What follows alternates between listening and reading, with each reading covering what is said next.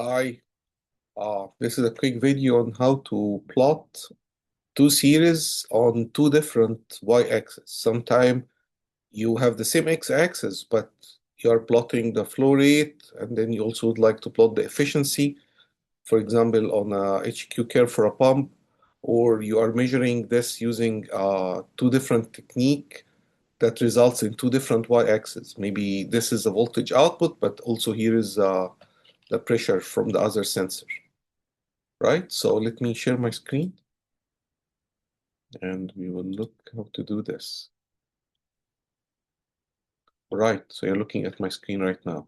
This is the kind of graph that we want to generate, where you have x-axis, but two different y-axis, and let's imagine they are completely in different scale.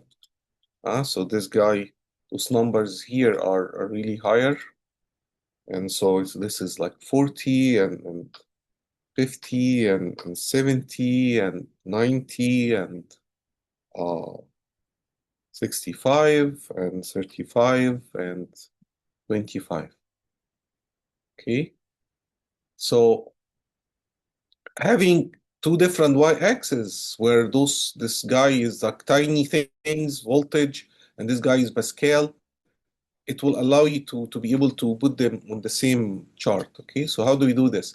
So we start with the x and the y, the x and the y, and we'll pick this guy here, and we will go and say insert, and we will insert a chart. Here it is, and this is going to be an XY chart. Here's our chart. Yeah.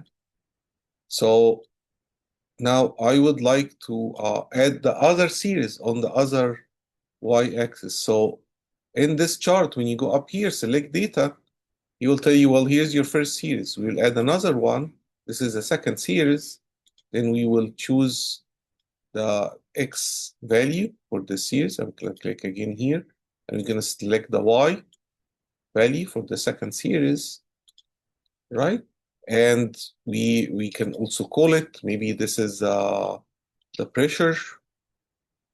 And the first one, maybe we're going to call it the efficiency or whatever, or the voltage.